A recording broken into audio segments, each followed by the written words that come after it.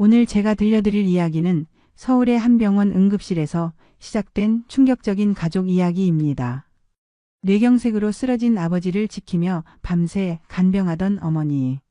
하지만 병원 복도에서 들려온 세 아들들의 대화는 정말 충격적이었습니다. 이참에 정리해야겠어. 부동산만 해도 수십억인데. 엄마가 움직이기 전에 우리가 선점해야 해. 생사의 갈림길에서 헤매고 있는 아버지를 걱정하는 게 아니라 유산 분배를 걱정하고 있었던 자식들. 과연 무엇이 이 가족을 이렇게 만들었을까요? 왜 평생을 사랑으로 키운 자식들이 부모를 돈으로만 바라보게 되었을까요?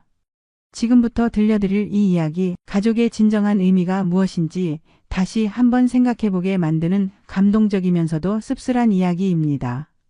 끝까지 들으시면 진짜 가족이란 무엇인지에 대한 깊은 깨달음을 얻으시게 될 겁니다. 그 전에 잠깐 구독과 좋아요 눌러주시면 큰 힘이 됩니다.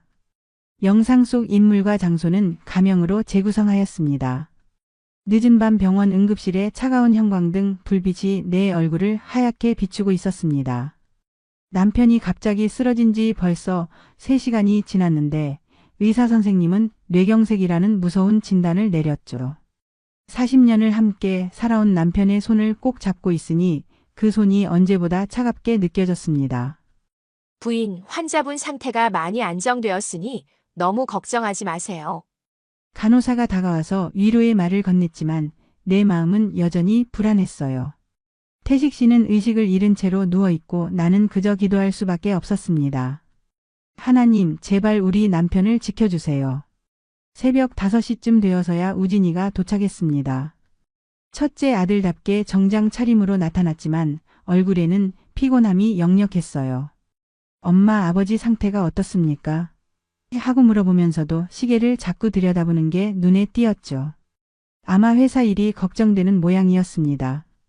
의사 선생님이 안정되었다고 하시니까 너무 걱정하지 마. 내가 말했지만 우진이는 고개만 끄덕일 뿐 별다른 반응을 보이지 않았어요. 그러다가 민호와 진호도 하나둘 도착했습니다. 셋째인 진호는 머리가 헝클어진 채로 달려왔고 둘째 민호는 평상시처럼 무표정한 얼굴이었죠. 병실로 옮겨진 후 아이들은 복도에서 이야기를 나누기 시작했습니다. 나는 태식 씨 곁에서 물수건으로 얼굴을 닦아주고 있었는데 문틈으로 새어나오는 아이들 목소리가 들렸어요. 처음에는 아버지 걱정하는 말인 줄 알았는데 점점 이상한 방향으로 흘러갔습니다. 이참에 정리해야겠어. 부동산만 해도 수십억인데. 우진이의 목소리였어요. 엄마가 움직이기 전에 우리가 선점해야 해. 민호가 대답했습니다. 그 순간 내 손이 떨렸어요. 도대체 뭘 정리한다는 건지 무슨 선점을 한다는 건지 이해할 수 없었습니다. 아버지가 생사의 갈림길에서 헤매고 있는데 이런 이야기를 하다니요. 태식 씨의 눈이 살짝 떠졌을 때 나는 그가 아이들 대화를 다 들었다는 걸 직감했습니다.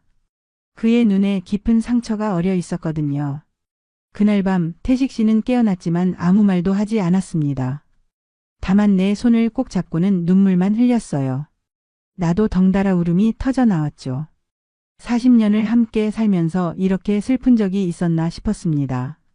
아이들이 복도에서 나눈 그 대화가 계속 머릿속에서 맴돌았거든요.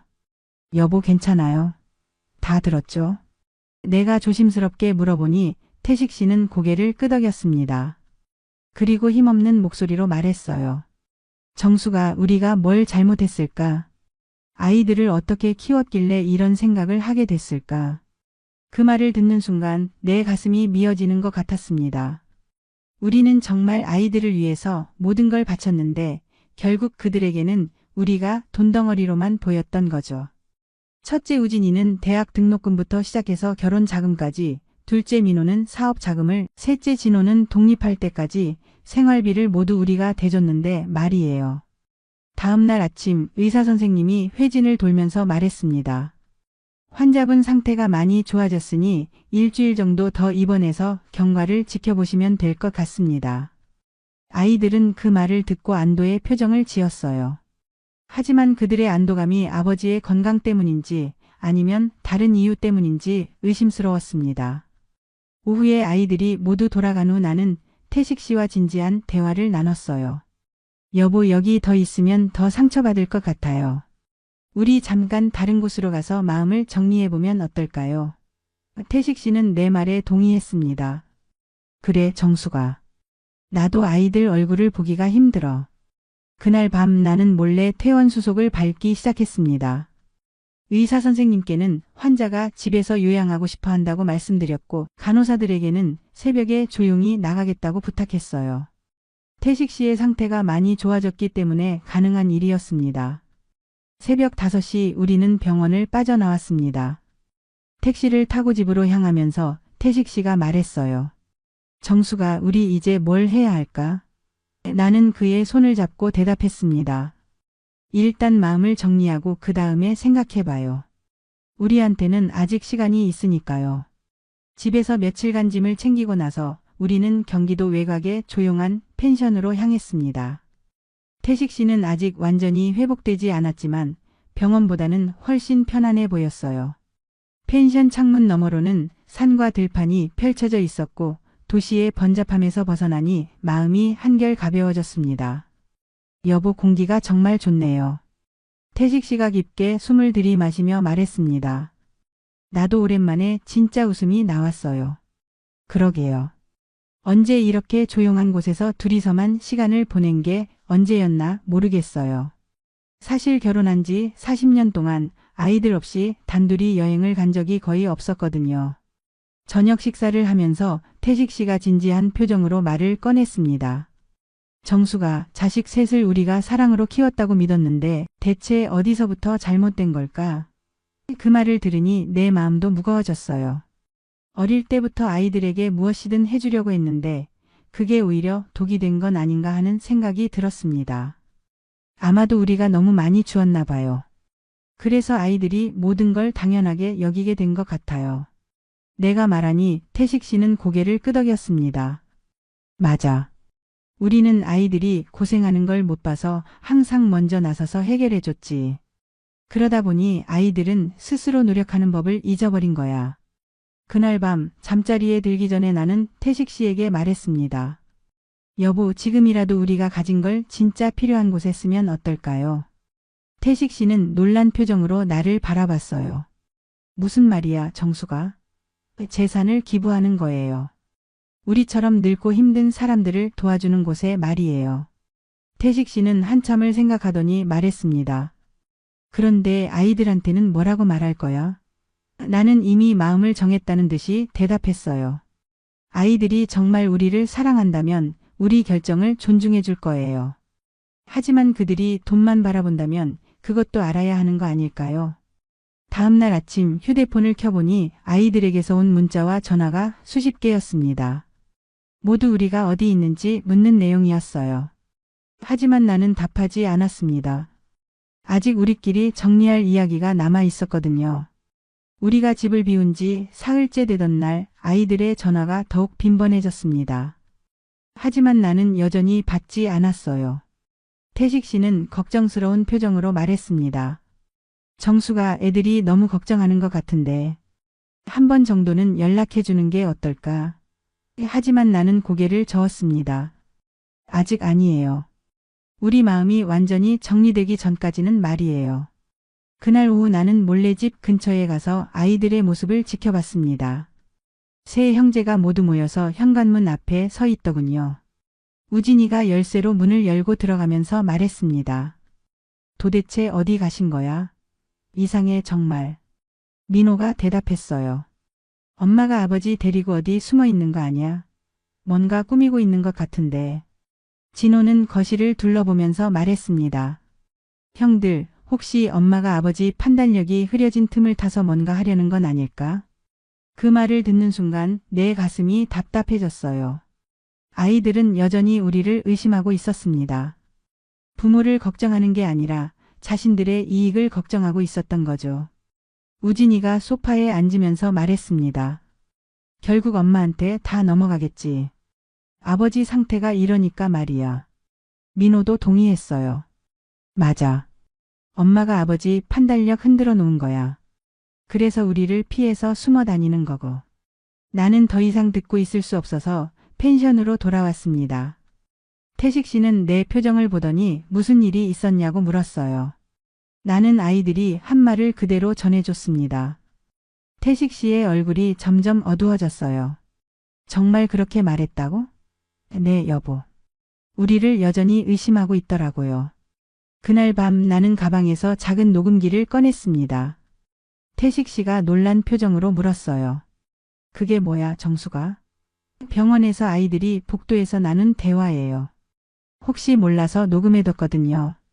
태식 씨는 녹음기를 받아들더니 재생 버튼을 눌렀습니다. 이참에 정리해야겠어. 부동산만 해도 수십억인데. 엄마가 움직이기 전에 우리가 선점해야 해. 아이들의 목소리가 또렷하게 들려왔어요.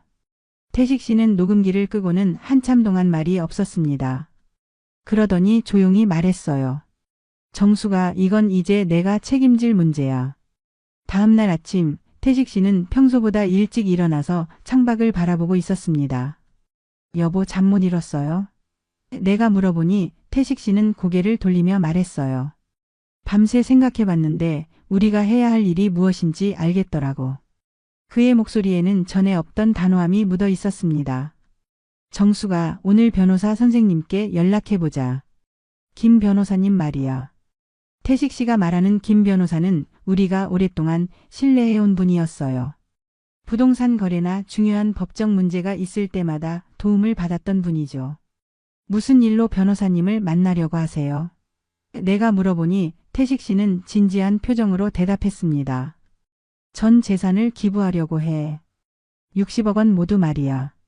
그 말을 듣는 순간 나는 깜짝 놀랐어요.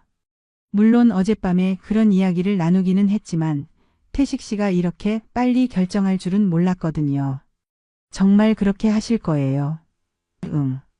그리고 당신이 그 돈으로 복지재단을 운영하면 좋겠어. 오후에 우리는 변호사 사무실로 향했습니다. 김 변호사님은 우리를 반갑게 맞아주셨지만 태식 씨의 말을 듣고는 놀란 표정을 감추지 못했어요. 정 사장님, 정말 전 재산을 기부하시겠다는 말씀이신가요? 네, 김 변호사님. 그리고 재단 이름은 정기준 어르신 돌봄센터로 하고 싶습니다. 정기준은 태식 씨의 아버지 성함이었어요. 태식 씨가 평생 존경해온 분이셨죠. 돌아가시기 전까지 어려운 이웃들을 도우며 사셨던 분이었습니다. 아버지께서 살아계시다면 분명히 좋아하실 거예요. 태식 씨가 말하니 내 마음도 따뜻해졌어요. 변호사님은 서류를 정리하면서 말했습니다. 그런데 자식분들께는 어떻게 말씀하실 건가요? 나는 태식 씨를 바라봤어요. 태식 씨는 잠시 생각하더니 대답했습니다. 아이들이 우리를 정말 사랑한다면 이해해 줄 거예요. 하지만 그렇지 않다면 그것도 알아야 하는 거죠. 그날 저녁 펜션으로 돌아와서 태식 씨가 말했습니다. 정수가, 이제야 마음이 편해지는 것 같아. 우리가 가진 건 돈이 아니라 선택권이었더라고. 나도 그의 말에 동감했어요. 40년 동안 아이들만 생각하며 살았는데 이제는 우리 자신의 선택을 할 수 있게 된 것 같았습니다. 하지만 한편으로는 걱정도 됐어요. 아이들이 이 소식을 들으면 어떤 반응을 보일지 뻔했거든요. 분명히 우리를 원망하고 돈에 눈이 멀었다고 비난할 테니까요. 일주일 후 우리는 집으로 돌아가기로 결심했습니다. 더 이상 피해서는 안 된다는 생각이 들었거든요. 태식 씨의 건강도 많이 회복되었고 우리 마음의 정리도 끝났으니까요. 여보, 이제 아이들과 마주할 준비가 되었어요? 내가 물어보니 태식 씨는 고개를 끄덕였습니다. 응, 정수가. 이제 피하지 말자. 집에 도착하니 현관문 앞에 세 아들이 모두 기다리고 있었습니다. 우진이가 가장 먼저 달려와서 말했어요. 엄마, 아버지. 도대체 어디 계셨어요? 연락도 안 받으시고 얼마나 걱정했는지 아세요? 하지만 그의 목소리에서는 걱정보다는 불만이 더 크게 느껴졌습니다. 민호도 다가와서 말했습니다. 아버지 몸이 아직 완전히 회복되지 않으셨는데 왜 병원을 무단으로 나가신 거예요? 의사 선생님도 찾으러 오셨다고요. 진호는 뒤에서 팔짱을 끼고 서 있으면서 우리를 째려보고 있었어요. 거실에 앉자마자 우진이가 본격적으로 따져 묻기 시작했습니다. 엄마, 혹시 아버지 판단력이 이상해진 거 아니에요? 갑자기 이상한 행동을 하시니까 말이에요. 우진아, 내가 지금 뭘 말하는 거니? 태식 씨가 조용히 물어봤지만 우진이는 멈추지 않았어요. 아버지, 솔직히 말씀해 보세요. 엄마가 무슨 말을 하셨나요? 혹시 재산 관리에 대해서 이상한 말씀 안 하셨어요? 민호도 거들었습니다. 맞아요.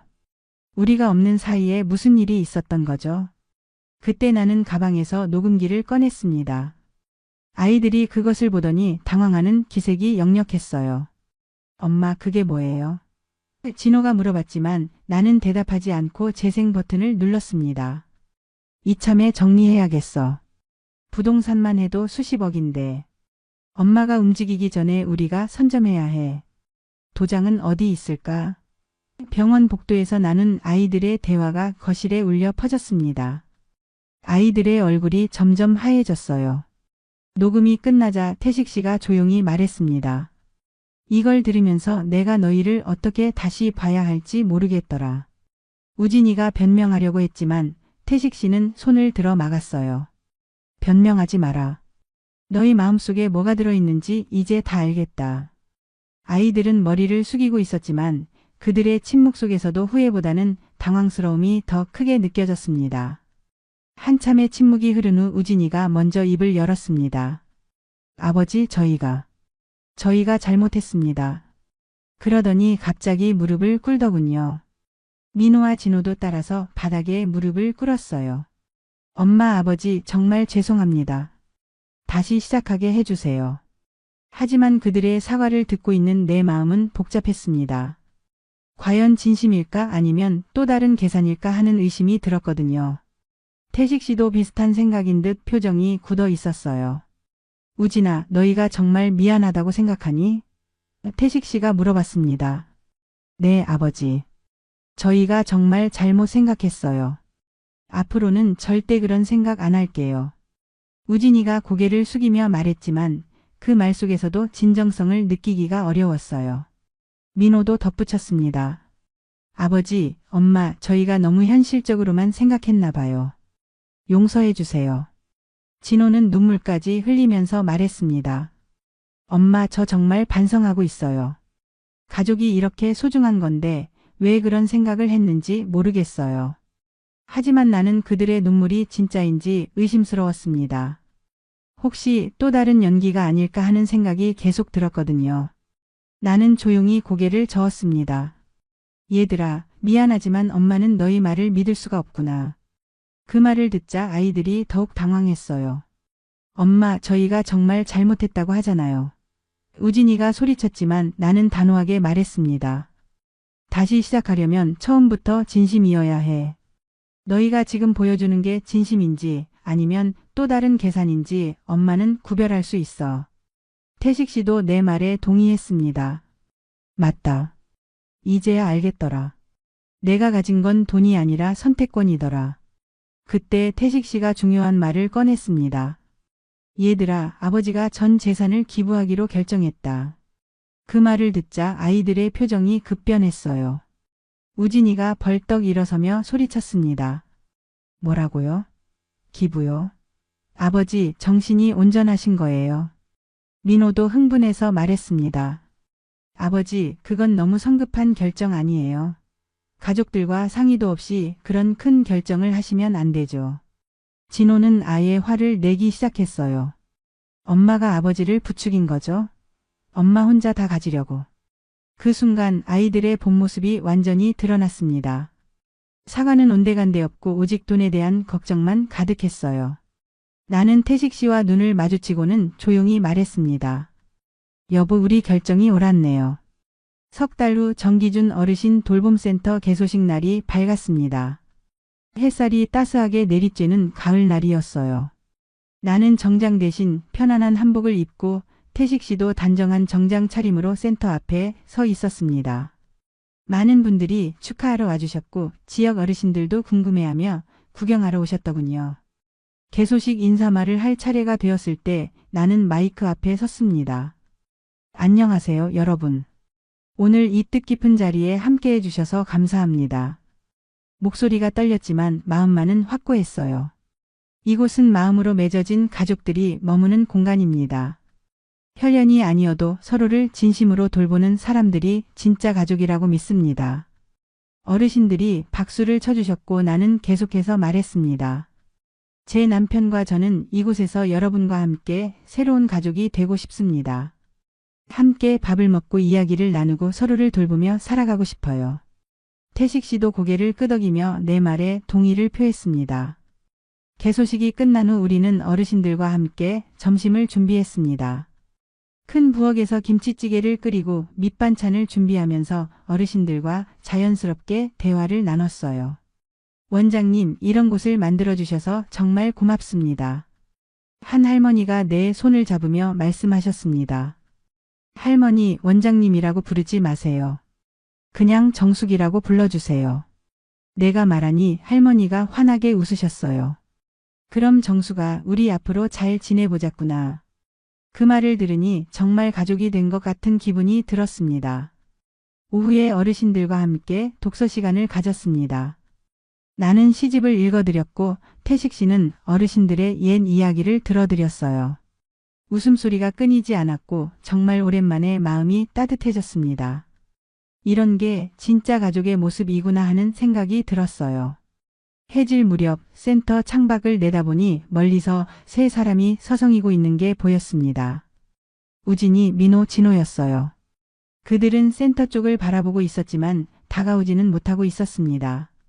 아마도 우리에게 다가갈 용기가 없는 모양이었어요. 태식 씨도 그들을 보더니 내게 말했습니다. 여보, 우리 지금 진짜 가족을 만나고 있는 것 같지 않아? 나는 어르신들을 바라보며 웃었습니다. 응, 여보. 그리고 이건 끝이 아니라 시작이야. 창밖의 아이들은 여전히 서성이고 있었지만 나는 더 이상 그들 때문에 마음 아파하지 않았습니다. 진짜 가족은 여기 내 곁에 있었으니까요. 오늘도 귀한 시간 내어 끝까지 시청해주신 구독자 여러분 진심으로 감사드립니다. 오늘의 이야기가 마음을 울렸다면 구독과 좋아요, 댓글 부탁드립니다.